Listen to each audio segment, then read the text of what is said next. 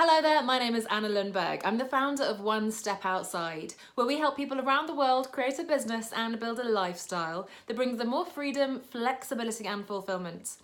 And this week I want to take a bit of a break from all the how-to articles and videos we've been working on the last few weeks and months, because it is time to plan for 2019. What already, I hear you ask?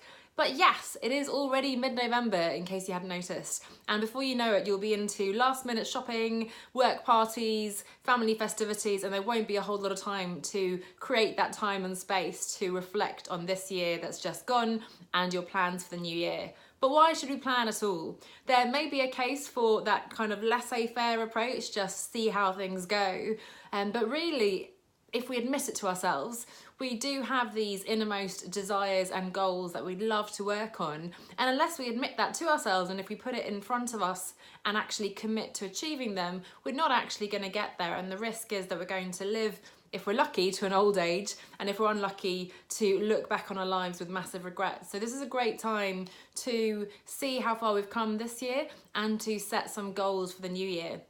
Now, of course, the classic approach is the dreaded New Year's resolution list, which tends to be full of all these vague, fluffy and pretty sort of generic goals of being healthier, getting fit, losing weight, maybe a bit more meditation or calling our mum more often or whatever it might be. And the problem is these are pretty ineffective.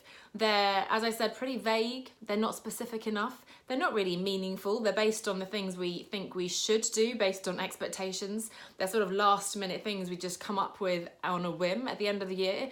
And even if we do achieve them, which is unlikely, they're not going to really meaningfully change our lives. So the right kind of goals are going to be really rooted in your personal values. They're going to be things that are actually going to move the needle on some important area in your life.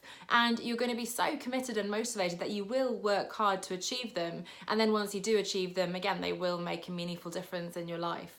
Now, my approach to New Year's planning, which I've been doing for the last few years, is around reviewing and reflecting on this past year.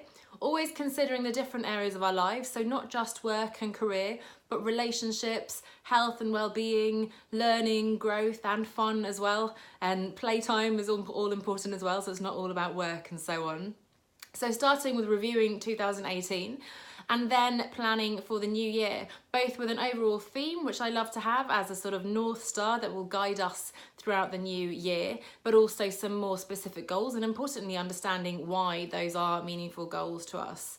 So hopefully that's convinced you that it is important to come up with these goals and that New Year's resolutions may not be the best way to do that. And I will be back next week with news about a free webinar workshop that will take you through exactly this process. But in the meantime, if you already know that you're interested in stepping things up next year and you want to explore maybe working with me as your coach, I'd love for you to already get a head start on the new year, as my practice will be filling up in the next few weeks and months. So what you can do is message me here directly, send me a private message, or you can book a call on onestepoutside.com/call. So that's onestepoutside.com/call. And we can look at the different options for how I can help you achieve your personal and professional goals. And other than that, do keep an eye out for next week when there'll be news about this webinar to help you review and reflect on 2018 and plan for success in 2019. I'll see you then. Bye for now.